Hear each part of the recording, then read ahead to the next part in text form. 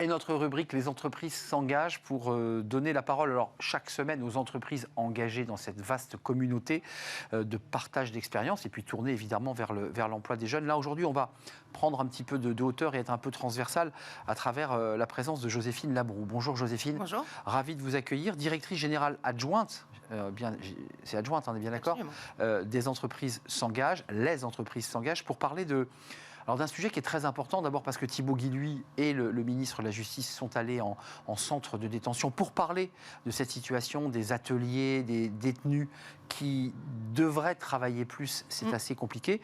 Et on parle d'une manière plus globale des travailleurs sous main de justice. Alors c'est un mot un peu barbare, ça ne concerne pas que les détenus qui sont en détention, c'est bien cela. C'est ceux qui sont sortis. Oui, tout à fait. Il y a vraiment deux volets. Sur le volet travail pour les publics justice, comme on le dit, c'est d'une part développer les ateliers de production, donc les possibilités de travailler pour les personnes qui sont en détention. C'était l'objet du déplacement à Bois d'Arcy. Et d'autre part, l'accompagnement, la formation et l'emploi à la sortie de détention pour pouvoir évidemment favoriser la réinsertion et la lutte contre la récidive. Alors, Joséphine, il y a une tribune qui a été signée dans les Échos avec des chefs d'entreprise, des associations socioculturelles, bref, tout l'écosystème. Et avec évidemment les paroles de Thibaut Guilluy, le haut-commissaire, et du ministre, pour dire on accélère. Bon, une fois qu'on a dit ça, on est tous d'accord. Comment on fait? Parce que là, votre réseau, j'imagine, a une puissance de feu et je dirais presque de lobbying sur ce sujet. Comment on fait? Alors, nous, un des rôles de la communauté, c'est de pouvoir favoriser l'engagement des entreprises pour recruter autrement. Et on est convaincu que chaque employeur a la possibilité de s'engager pour l'insertion professionnelle des publics justice, on va le dire comme ça. Donc on l'active de plusieurs manières. D'une part, on a mobilisé les entreprises pour la signature de la tribune, on les sensibilise. L'événement avec le garde des Sceaux a fait partie de cette action de sensibilisation. Et d'autre part, on active aussi bien sûr nos clubs départementaux à travers un certain nombre d'expérimentations et d'actions pour rapprocher les entreprises du secteur justice qui ne se connaissent encore assez peu. Je trouve que c'est un sujet passionnant. D'abord, c'est un sujet anti-récidive, parce que si on réussit à donner un emploi pérenne à un détenu en sortie, on sait que c'est dans les 6 mois qui suivent une sortie que le risque de récidive est là, parce qu'on n'a pas de travail. Et puis, c'est aussi mobiliser les chefs d'entreprise pour leur dire, n'ayez pas peur. Faites-le, tendez-leur la main, vous verrez. Comment on fait d'abord pour détecter les compétences? Parce qu'il y a un vrai sujet de compétences. Comment on peut l'organiser et comment ça s'organise? Parce qu'il se passe des choses, évidemment, en prison. Oui, nous on croit beaucoup à la vertu du terrain et c'est pour ça qu'on a nos fameux clubs départementaux partout. Là, ce qu'on a mis en place, donc vous connaissez sans doute les services de probation et d'insertion professionnelle. Ce sont les conseillers d'insertion pour les personnes... Les SPIP. Les SPIP, exactement, qui accompagnent les personnes à leur sortie. Là, on a lancé quelque chose de tout simple, c'est de faire en sorte que les SPIP connaissent mieux les entreprises du territoire et que les entreprises connaissent mieux les SPIP et donc les publics qui sont accompagnés. Et donc ça permet de faire le lien, de repérer des compétences et de faire des parcours dedans-dehors, comme on dit, plus fluides pour pouvoir accompagner et proposer des solutions dès la sortie. La tour de contrôle, c'est les services de probation qui vous disent « Tiens, j'ai ce détenu qui va sortir, il est menuisier ou il est ébéniste et lui... » Il y a peut-être moyen. L'enjeu ensuite, c'est de faire se rencontrer. Alors c'est intéressant parce que là aujourd'hui, la philosophie, c'est de faire rentrer l'entreprise dans les écoles. Là, c'est la même philosophie, c'est de faire rentrer l'entreprise au sein des maisons d'arrêt et des centres de détention pour dire voilà, nous on propose du boulot. C'est ça l'idée. Exactement. Et on le fait avec l'ATIGIP, qui est le service du ministère de la Justice qui travaille sur ce sujet-là. Et par exemple, on va organiser en 2023 30 visites de centres de détention, de maisons d'arrêt avec des entreprises de nos clubs.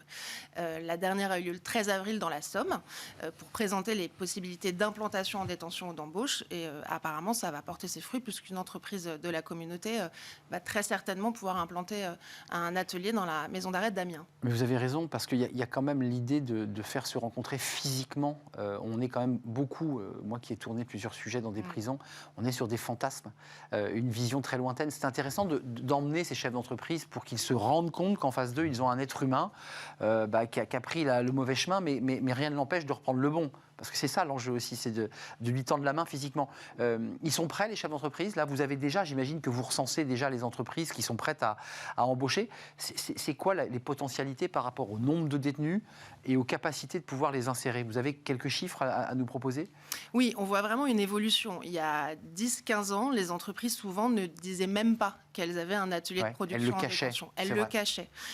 Il y a vraiment eu un énorme changement dernièrement parce que les entreprises ont compris que cette action rentrait aussi dans leur démarche d'engagement, voire leur démarche de RSE.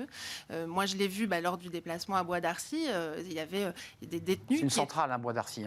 C'est une maison d'arrêt. Une maison d'arrêt. C'est une maison d'arrêt. Il y avait des détenus qui étaient donc sur leur poste de travail. Et nous, on avait fait venir une centaine de chefs d'entreprise qui ont pu échanger avec eux et justement un peu casser les murs pour aller à la rencontre et avoir une meilleure prise de conscience de ce que c'est. Joséphine, avant de nous quitter, il y a l'enjeu de ceux qui sont déjà formés et qui ont eu une formation, mais on sait que dans les maisons d'arrêt, il y a beaucoup de jeunes non formés, et la prison a été finalement la seule école qu'ils ont eue. Il y a quand même un enjeu de formation. Alors, il y a des classes, il y a de l'accompagnement, il y a des cours de français.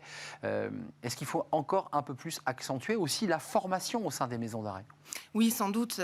Et le rapprochement avec le monde économique, très certainement, permettra de travailler une meilleure adéquation entre les besoins d'embauche et les processus de formation qui peuvent être mis en place. Aujourd'hui, nous, on a 300 entreprises qui sont déjà engagées sur le sujet justice pour l'implantation en détention, l'accompagnement à la sortie. On en aura très certainement 1000 bientôt. Aujourd'hui, c'est 28% des détenus qui travaillent.